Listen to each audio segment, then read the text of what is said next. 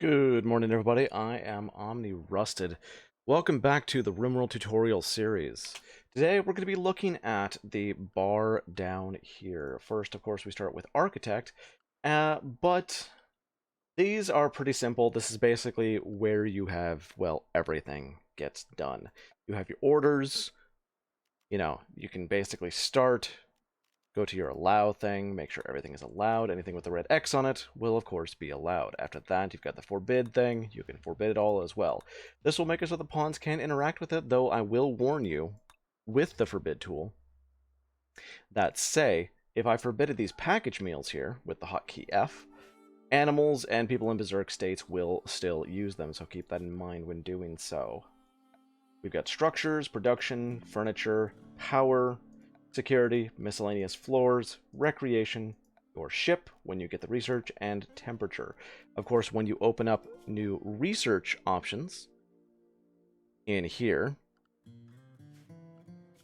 it will expand the specific button involving those. So if I were to go in and research, say, batteries, power would immediately have batteries at the end. Next, we've got the work detail. Now, you can do with manual priorities here, which is basically you can allow or forbid anybody from doing things. So say if they've got the red box around them, this means that that specific pawn has a very, very low skill in that skill, or low knowledge of that skill, I guess. And while they can do it, it's not recommended that they do it unless you're trying to get them to learn. So Dusty here, his craft is 2 out of 20. We go and look at Dusty in his bio, we can see that he only has 2 crafting. It does show with these little bitty flame things here if anybody actually has a passion in said skill, so you can prioritize via that. If you hit the manual priorities button up here, it allows you to choose what priority your pawns will do things in. For example, priority 1 is done first, priority 4 is done last. And it will do it in a left to right priority. So, for Zakam, Dusty, and VIP, of course named after my 3 longest standing subscribers on Twitch, we'll go Firefight, Patient. Firefighting includes just fighting fires. It is not shooting. That is something completely different. Patient is go to a medical bed for treatment. I always put these at 1. If your person is sick, you want to make sure that they're down. Doctoring, because I put this at 1 here, they will go to bed if they are hurt or sick, but they will also do doctoring as well. If they do not do firefighting or patient, they will do the next one down the list, and so on and so forth. Same thing with bed rest. They recuperate from non-immediate life-threatening medical problems. This is when they've been, say, hit with a bullet, the bullet has been patched up. They don't count as a patient anymore. They now count as bed rest. So if you like, you can actually put this as a 2 and say go for basic and then put that at 1. They won't bed rest as often. They won't bed rest if there is a basic thing to be done. Basic is unskilled and easy tasks, releasing prisoners, flicking switches, stuff like that. Next comes wardening. Wardening is managing, feeding, chatting with, and recruiting prisoners, which of course will be covered in a much later tutorial. But that's something that I always tend to put at 1. So for Zakam, he is my basic person with social skills. I'll put him at 1. If he is not doing basic, patient, or firefighting, he will then go take care of prisoners, which includes bringing them food, which, well, you don't want your prisoners to starve. I mean, unless you want them to starve. I'm not judging. Dusty has 7 out of 20 skill in handling animals. We're going to put that at a 1 right now, and then we're going to hit the wildlife tab here. And that allows you to see all of the wildlife that is currently on the map. So, a couple things to look at in the wildlife tab is the revenge percentage. Upon being attacked, this is the percentage that they will fight back. You can see right here lynxes, which are a predator creature. When they're, of course, a predator creature, they will hunt smaller creatures, including people.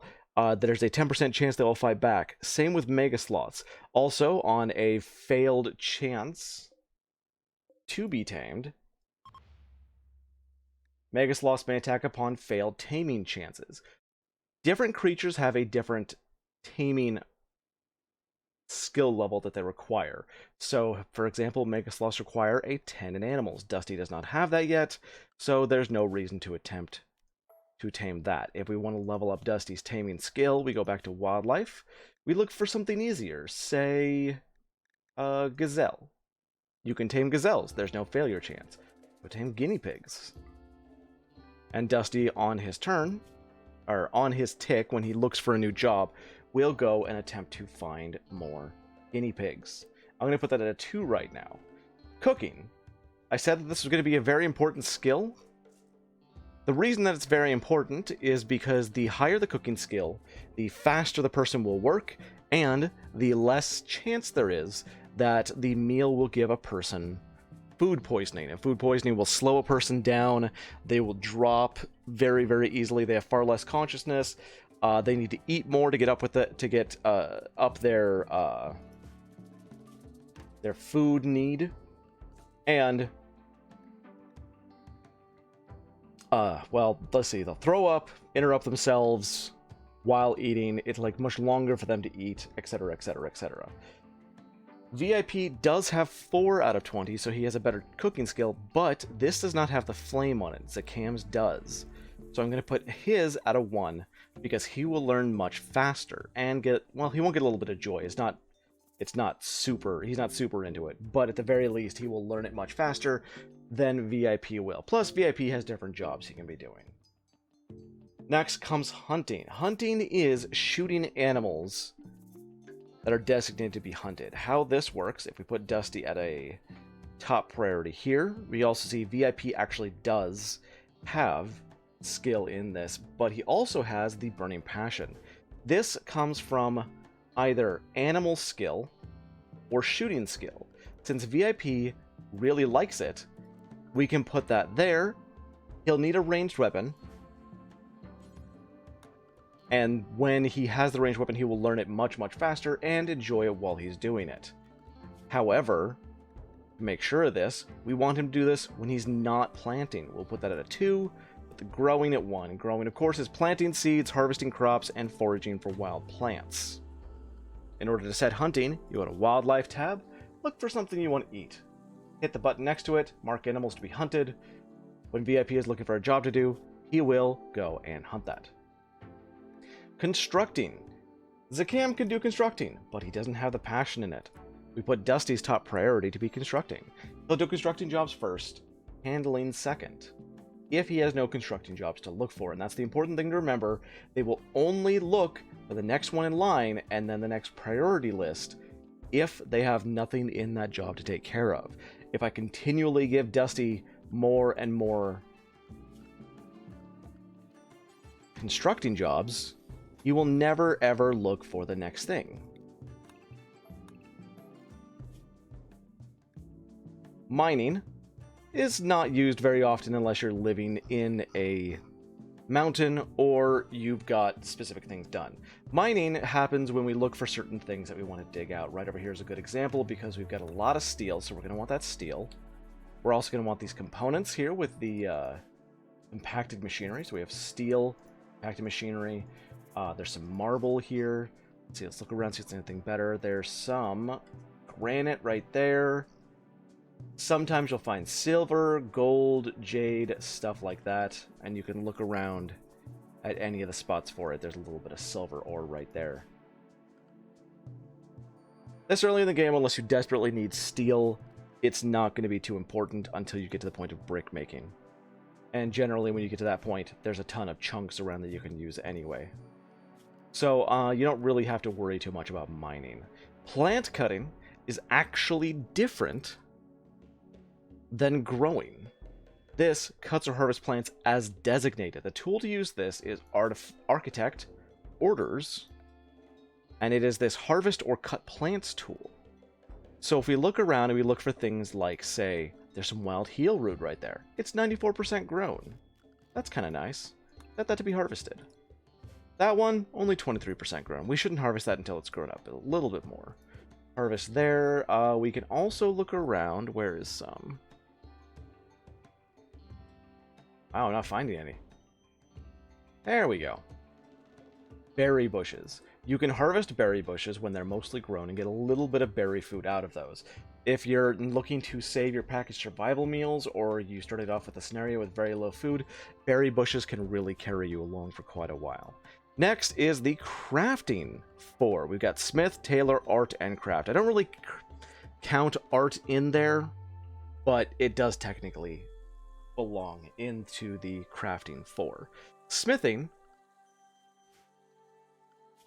is using the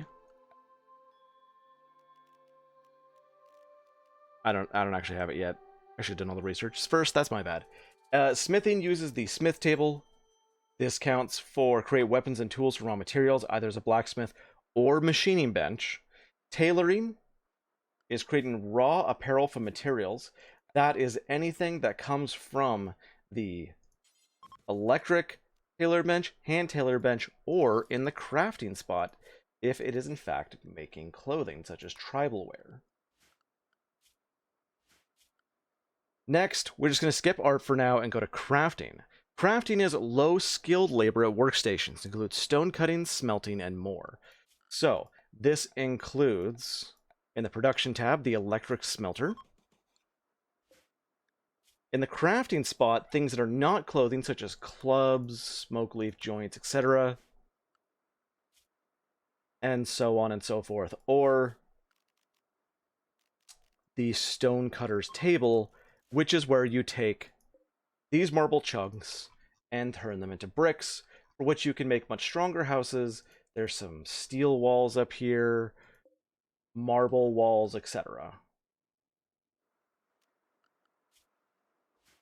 Next, we go on to the art tab. Art is made from the art bench. This is more of a late game kind of thing. You don't really want to do it right away. But what it does is it will make art for you, which will increase your colony's wealth. You can sell it to make a lot of money. You can make rooms look more beautiful, depending on the artist's skill, etc. Zakam has a lot of skill in art, but I want him to be focused on cooking. However, cooking is higher up in the priority list, so we can put that at a 1 very safely. If we have an artist bench, he will go to the artist bench when he is not cooking, when he is not wardening, or doing any of the other basics. Next is the 2 labor jobs, hauling and cleaning. Hauling is carrying things to different areas. Cleaning is, of course, cleaning anything on the ground, such as mess, vomit, blood, etc. Last one is research. At any research bench, you start out with just the simple research bench. It will designate where the person goes to do researching things. And of course, there's the research tab where you can look up what they're going to be researching. It takes a long time to do research, so eventually you're going to want to have a person or even 2 or 3 people who are dedicated towards researching. If they're in the middle of a researching job, they will not stop that job in order to go do another job that is higher on the priority list. Technically, they will be in the middle of doing that job. Right now, since constructing is first, I'm going to put Dusty as top priority 1 on crafting. What he'll do here is he will try and use any bricks that we have to make the structures that I designate. If he does not have any bricks, he'll stop, he'll go make some bricks. Zakam, I'm actually going to put hauling at top and cleaning. Hauling is less important than cleaning. Art is less important than both.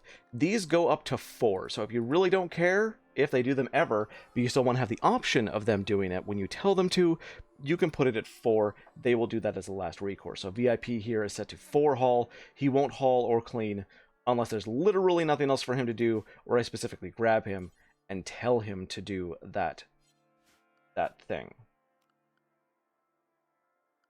Next is the restriction tab. This designates areas that they can work in and their scheduled times. The scheduled times are as follows. There's the different colors that you can put for schedule. My preferred thing is to basically take 2 slots away in the morning for anything. Anything includes literally anything they can do. They can sleep during this time if they want to sleep in. If they slept a lot, say if they were injured and healed during the night, then they won't use this time for sleeping. They'll instead wake up and go to work. I give them 4 hours in the morning to do anything. They can get breakfast. They can do whatever.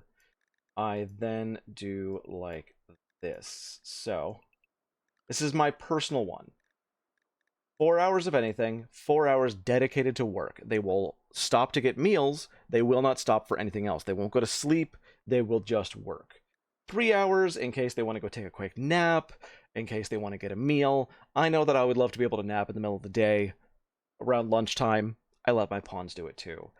5 more hours of work here, and then 2 hours dedicated to recreation right before bed. Recreation is something that sometimes your pawns will honestly forget to do, and then they will get upset at you because they don't have recreation time. So I always make sure they have some recreation time. After that, we had a little copy button over here. Paste that down. Now, one thing to remember, do we have any right here? VIP has Quick Sleeper. He doesn't need as much sleep as the average person. If you check that, that's 50% rest rate multiplier. To make sure that he can do that whenever he wants, I will give him 2 hours of dedicated sleep and then put everything else in anything time, because he will just go to sleep and then he'll get up whenever he feels like it and continue to do whatever he feels in this amount of time. Yes, I can put him to work more, but in case he needs more sleep, I want to make sure he has that time to do it. Now, we don't have a night owl right here, but night owls do not like being up during the daytime. They like their sleep to be during the nighttime hours. Or their sleep to be during the daytime hours and be up during nighttime. So I kind of switch around things here. That's basically 10 and on. So I put 6 hours sleep, 4 hours of anything, 4 hours of work, 3 times of anything, 5 hours of regular work, 2 hours of recreation, and that would be a night owl's schedule if I had any right now. So working on that, next we will go to manage areas. Areas is a tab that is done in the zones tab, and there are several different types of areas. Stockpile areas, growing areas, home areas, roof areas, and so on and so forth. We're going to start with the stockpile zone. Stockpiles are a very interesting and difficult kind of thing that we can go into and talk about forever. I'm actually going to cover these in another, in a whole other tutorial video, because they actually get quite complicated. What we're going to look at right now is the expand allowed area. If you hit the manage areas button here, you'll see this. It starts you out with an example area called area 1. We're going to call this allowed. Close it, expand allowed area. So if I do something like this, I make an allowed area here, go back to restrict, and click that, my people will only be allowed to work in the allowed area. But instead, I can hit this button, invert. This is a very important button. If you hit that, it changes the allowed area to be everything but what you just selected. Now, say I made a stockpile zone in this area. That will hold, and yes, I'll cover all this later, this will hold all of my foods at an important quality. My people will haul the meals over to the stockpile, and then I can go to the animals tab, set my one animal, Hunter, a Yorkshire Terrier, the most useless creature in the game, set him to the allowed area only, and as you can see right there, he cannot reach the shaded pink area that will have the food in it, but he can be everywhere else all over the map. This is very useful for grazing animals such as horses or yaks or does or alpacas, whatever grazing animal. That way, you can keep them out of the stockpile that holds all of your food, but they can eat grass or anything else anywhere else on the map. And as need be, you can go to the clear allowed area and just clear little bits of it and shape it as you will. Next, we're going to go into growing zones. Let me get rid of this really quick. I'm going to cover this more in depth in another video, but growing zones are where you're going to have your farms. Now, we can look around a little bit for things like this. There's soil, and if you looked in the lower left-hand corner, right about here, you can see an overview of the soil type that you're looking over. This is just soil, walk speed 87%, fertilization 100. You can also see the light zone there. It's only early morning, so it's only 75%. If I go over here to where it's a little bit more browner, you get rich soil, which is fertilization 140%. That means things grow much faster here. Then there's things like rough marble, walk speed 87%, rivers, shallow moving water, walk speed 30%. For growing zones, you can have them on any kind of soil, but you want to make sure what kind of soil it is. So example, stony soil right here, fertilization's only 7. If you look for the fertilization, that is the speed at which your growing zone will grow. So I make a little growing zone here, click it, go down here to determine which kind of plant should be sown, and say I want to have rice to be grown here. I will go, of course, into the plant types later. With these kind of buttons, you can expand the zone to cover more, shrink the zone, etc., etc. And an interesting thing about growing zones is if you grab them and forbid them with the F key or with the allow sowing key, say this heel root right here. If I do like so, yes, it says potato, but I will not allow sowing in there.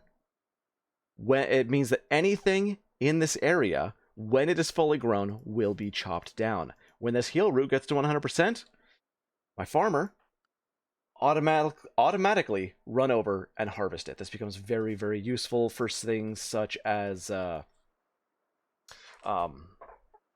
wild heel root, berries, and I forget what it's ambrosia. That's what it's called. If you get wild ambrosia, you just cover the ambrosia here. Let's really quick show what I mean by that. Development mode.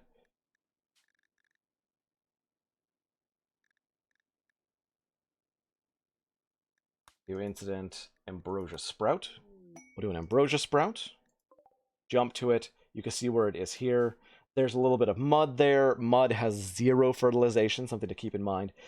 This has 140 with the rich grass right there, so this ambrosia sprout will grow much, much faster than the other ones that are just in regular soil. However, if I do this, set a growing zone like that, you can see it doesn't even go in the soil. It allow soiling. When this ambrosia is ready and fully grown, VIP will run over there and grab it. Other things in the zone are the roof zones. Roof zones are things that A, can only be held up by structures. So, grab Dusty here. We will allow some of this wood and prioritize him. Come on, Dusty. Says he needs wood. We need more wood than just that. There's 51 wood there. He should be able to do that. Okay, let's cancel all these. I'm not exactly sure what Dusty's doing. Hello? Okay. I'm not sure exactly what Dusty's doing here. Or why it says he needs all this wood. I think because he's attempting to make things in his crafting bench. Dusty is set to be crafting, so we'll cancel that really quick. Set this down here.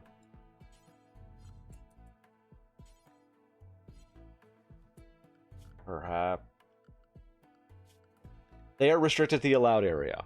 Again, one thing you gotta kind of pay attention to. Unrestrict. That was my bad. The wood was outside of their zone, so they could not actually access it. They will only stay in the allowed zone that they're allowed to walk in. Okay, anyway, wooden wall. So, we built one of these, and any of these counts as a roof support and will be the same roof support. We'll try and build a roof over this to show you how much area they can actually work with by setting all of their constructions to 1, speeding things up a little bit. They can't roof over trees, so they'll have to chop down that tree to make sure it works. They'll chop down all the trees there. Build roofs wherever they can. Roofs do different things. They protect against rain. They make things count as an inside if you have walls surrounding it. And they can also protect against toxic fallout, which I will cover in a later episode. These go in a semicircle, well, a circle really, but there are no circles in this game, up to 1, 2, 3, 4, 5, 6 away from exactly where you put the support. People cannot move through walls, of course. If you need a roof structure, that's what the columns are for.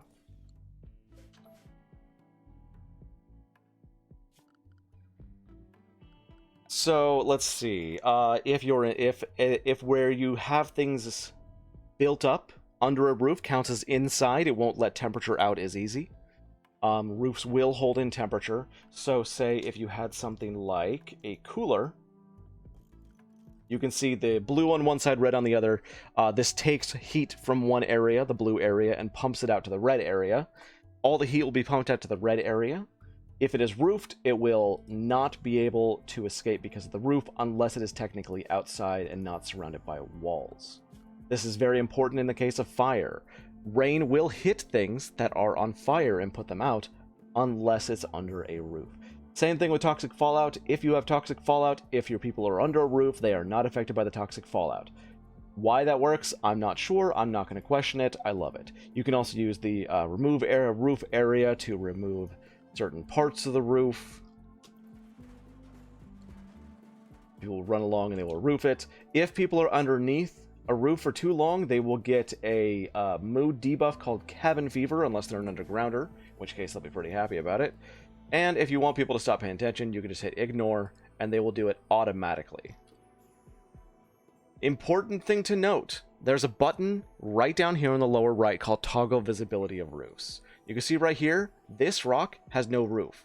But if you look up here, this has roof. The roofing on this is thin rock roof. I don't actually think on this map we have any mountains to worry about. But mountainous roofs cannot be removed. And you see here, there's the roofing. I'm going to do something really quick as an example. We're going to remove the roofing. And I'm going to have Zakam and VIP run over here. And then I'm going to deconstruct the only support here. There he is. I had to worry about where VIP is. He's going to deconstruct this wall. The entire roof will collapse. If it hits anything, such as the wood that it hit in there, it will damage it a little bit. If it hits your pawns, it can kill them. Be very careful about that when coming to roofs. There's expand snow clear area, or clear snow clear area if you are in a very snowy biome. This could be very useful for, say, keeping snow off plants, or just trying to clear an area that has a bunch of snow, keeping a walkway clear, stuff like that. I never bother with it. Okay, moving on. That affects animals. On your animals, well, that affects restrictions, restricted areas. Okay, moving on the bar. We have assignments. Here you can control different things about your pawns specifically. So right over here we have change how this person will react to nearby enemies when not drafted. If something is attacking or threatening nearby, where say Zakam is, let's unrestrict them. He will, right now, I can click, I swear, run away. We can also set this to ignore, so he'll ignore if there's any combat near him, or attack back. Attacking back is very useful for hunters, because you can often have a problem where your hunter has his gun. He did not grab the gun. He is running to attack an animal, and that animal, because it has a high wilderness, or wildness, will attack back. And when it starts attacking back, when it gets near him, Dusty, instead of fighting back and continuing to shoot the thing, will actually run away. And that's really bad. We want him to actually fight. We want him to keep firing at it, so I will set Dusty to attack back. Everybody else I'll set to ignore, so they don't flee and cower in a corner whenever they're being attacked. Next, we have their medicine. What kind of medicine will be used when they're being healed? There's 3 types of medicine in the game, which is herbal, you can see here, regular medicine, and glitter world medicine. Glitter world medicine is the best kind of medicine, and is honestly, you have to buy it. It's very rare to get. You can see a little shape of it right there.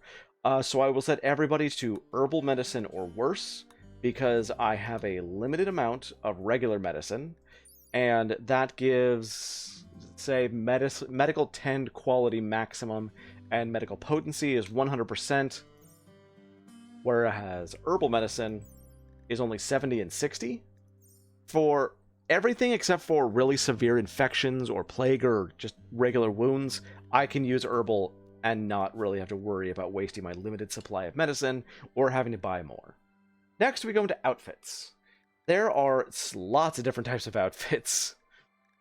We'll go into the anything, which is the default, and honestly, unless you have a nudist, or a soldier, or a worker, I would not suggest really changing these too much. The anything outfit can really handle a lot.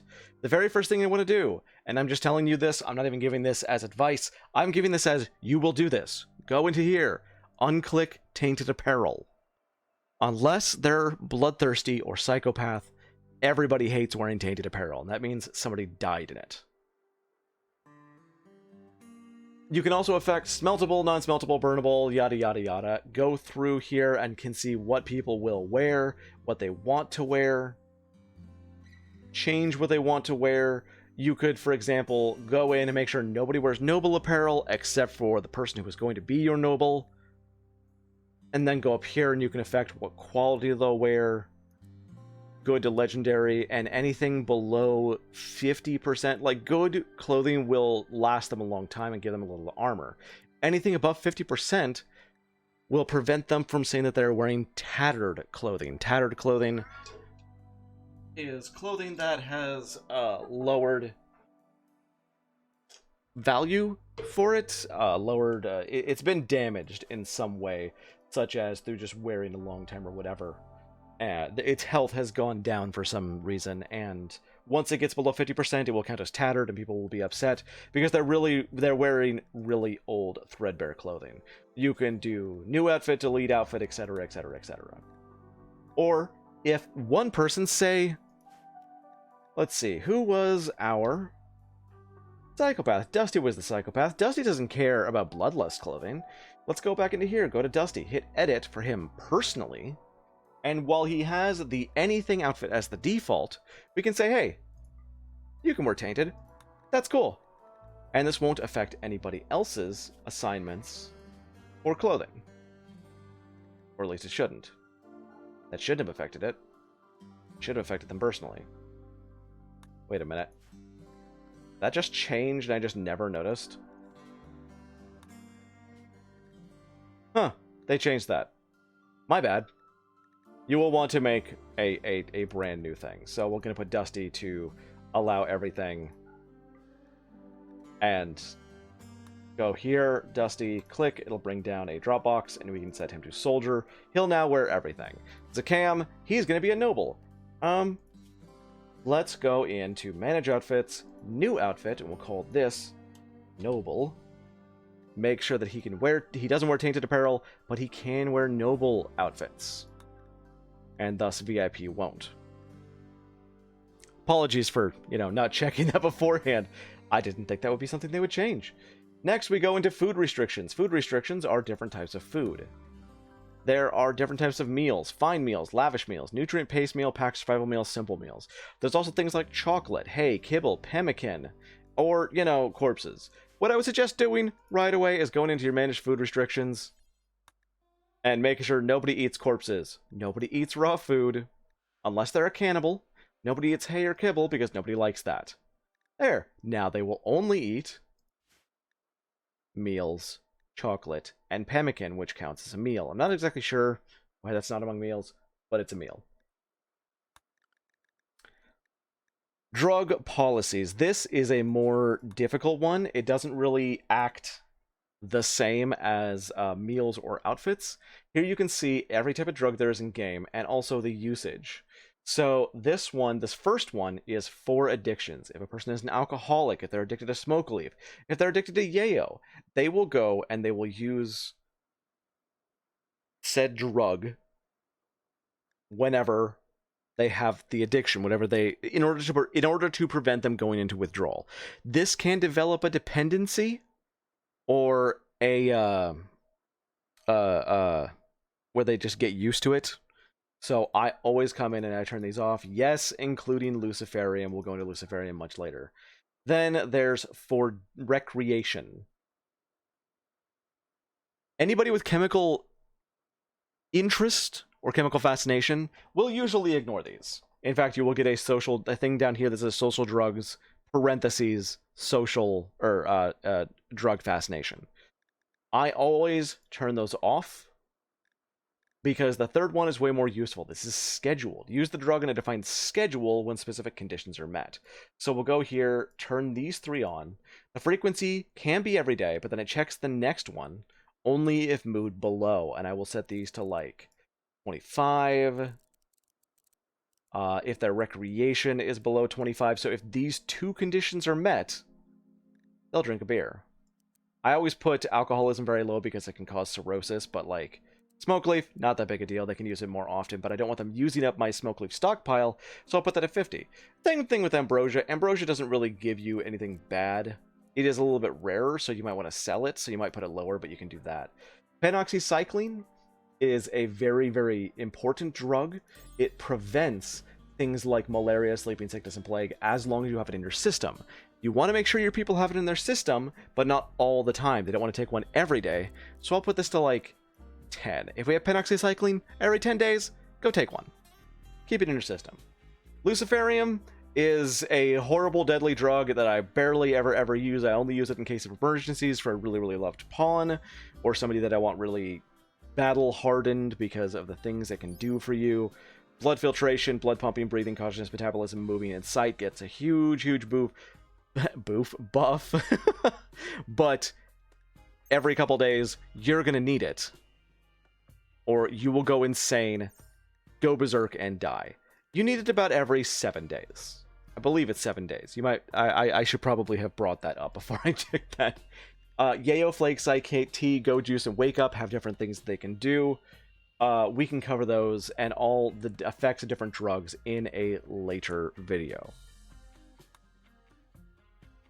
So those are the assignments. The animals tab, you can see here, covers the different types of things that animals can do, who their master is, and what areas they're in. Important things to note: tameness has to stay tamed all the time. Your animal handler will have to go and tame this Yorkie, or else the Yorkie will become wild. Then there is guard.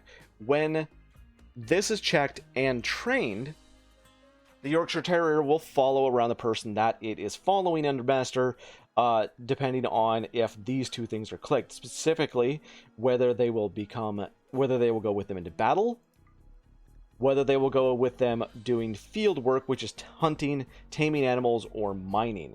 If they're outside, they can send the animals with them to protect them. Next is attack, whether you can. Let's grab VIP here as an example. When he is drafted for combat, if Hunter here were trained for attack, he'd be able to release him as an attack animal. Next is the rescue. They will do, any animal will do this automatically. No, quiet, cat. When shush, talking. My cat is not trained very well.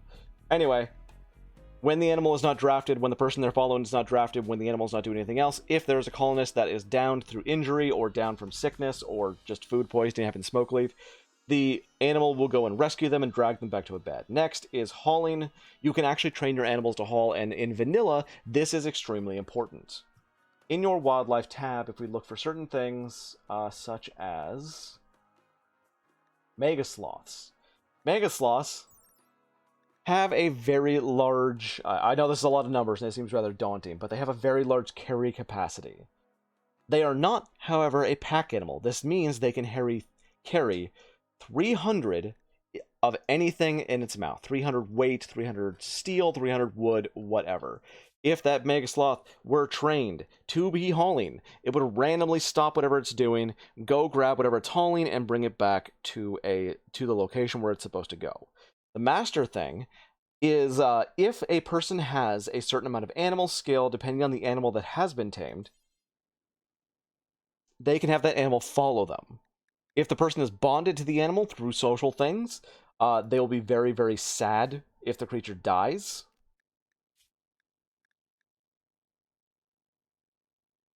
So it's always good if there's a bond to make sure the animal stays alive, because they will mourn them like they would mourn an actual person, of course, because animals are family.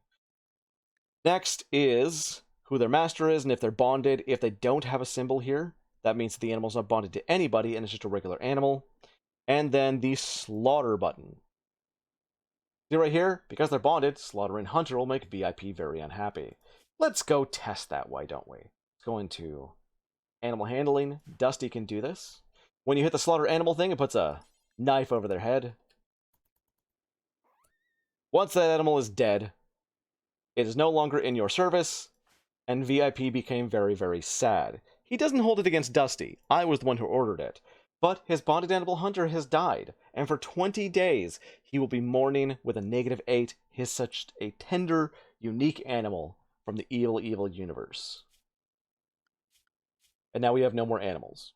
The rest of that was allowed area, what kind of medicine they can use, etc. I already talked about the wildlife tab in length. Research tab we talked about too. Of course, you can see the prerequisites. These are grayed out because we don't have drug production yet. If you click on something, it will show you what it needs to be researched. We'll hit multi-analyzer here. It shows you what it will open up, what is necessary to be researched before you can get there. There's also things such as specialized limb, brain wiring, poison synthesis, etc. These require tech prints that you have to buy from traders or get them as prizes. There's the quest tab. You can check quests when you actually get them. We'll talk about that later. And then you can look at the reward preferences. Tell other factions what kind of rewards you want in future quests. This doesn't affect quests that were already offered. Basically, if I don't care if the Union of Barte likes me or not, I don't have to take their quests. And then the next one, the world tab. We'll probably go farther into this at a later tutorial. It's very, very complicated. I talked about a lot concerning it, but there's a lot to cover. The last 3 items are your history. You can look at your wealth over time. You can look at the messages you've gotten. And your statistics. My wealth right now is only 9,000, which is pretty okay. Colony wealth, this map, etc., etc. You can basically see your stuff here. And see the graph over time counted here, including like all the days, last 30 days, etc., and we actually have more time involved. Next, we can look at the factions. So you can see all the factions, what their relationship is to you, and who they are enemies with. Say, you've got people who want to visit, but they are enemies with the Union of Barte. Enemy of the Broken Empire. You got some Broken Empire people that want to visit you. But there's a Union of there's the Union that is hanging out in a caravan. If the Empire shows up and comes in to visit you, they'll get into a fight with the Union. So you can check and make sure that they don't do that. And then next, of course, is menu. Well, that about covers everything for this episode. Next episode, we'll be going into stockpile zones and different things like that. Probably just stockpile zones, and probably what kind of things to plant in your growing zone. But I am OmniRusted, you guys have been awesome, and I will see you next time.